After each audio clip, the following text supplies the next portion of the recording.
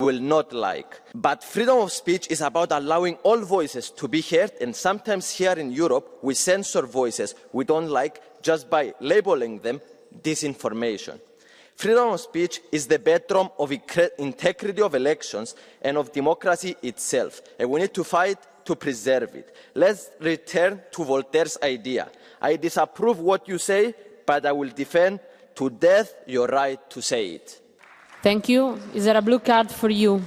So thank you, Fidias. I have a couple of questions because, as you said, you have a lot of experience in this field. The first one is, do you really believe the quality of politics has improved with all these extreme things? I mean, the videos you make, they need to have a hook, they need to be somehow engaging, but it feels like they're also often quite limiting and simplistic. And when I listen to what the colleagues, Mrs. Disinformation here, has been saying, I have heard that von der Leyen is blackmailing politicians, that she has ordered somehow the courts in Romania to act a certain way, that we smell like sulfide, I don't know where that came from, that the LGBTQI community has been weaponized. I mean, these all, that we are in an Orwell state, and this seems to be disinformation. So how would you improve the quality of information on social media? Thank you.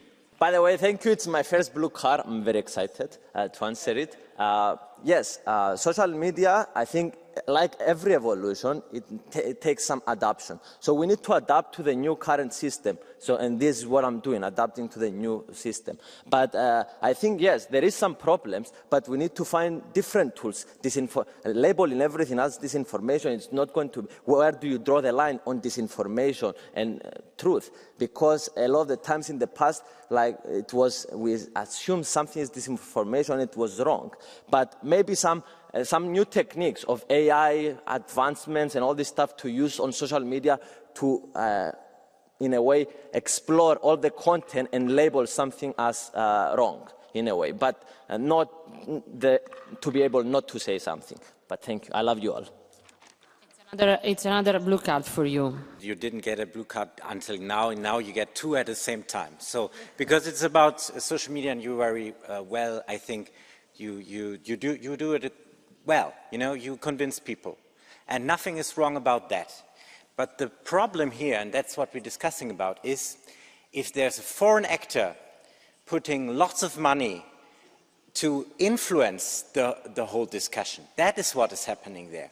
And there's also a difference to the past, and there are new developments here. So can we agree together that we want to protect free speech, that we want to have transparency what's happening on the platform, and fair rules? That is what we're talking about. Well, we agree on this, first of all, but also Mr. Stefanuța said before about in the polls, it was not showing the president of Romania. Also the polls, 1 week before my elections, were showing me 2%, and I received 20% of the votes. So the new methods that we have doing polls and all this stuff is kind of in the old-fashioned way, and it doesn't represent the current state of also social media. So I think democracy needs to evolve to the new state of this online social media. Yeah. I love you all again. It's very exciting to have 2 blue cards.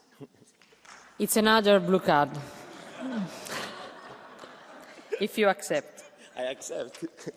Orwell was mentioned here before, and I think,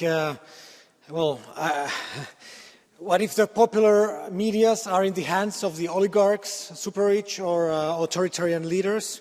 As we know that the algorithms in X and TikTok, they are not open. So do you think that these algorithms should be open, that everybody can know if they are brainwashed or not? Because we know that X, TikTok, maybe some others are brainwashing us. You again.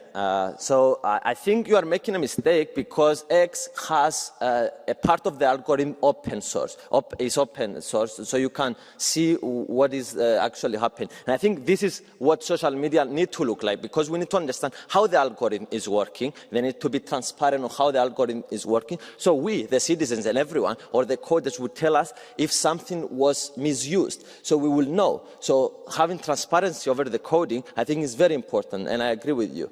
But some of the platforms are doing that already, and we need to encourage them to do more. I love you all again.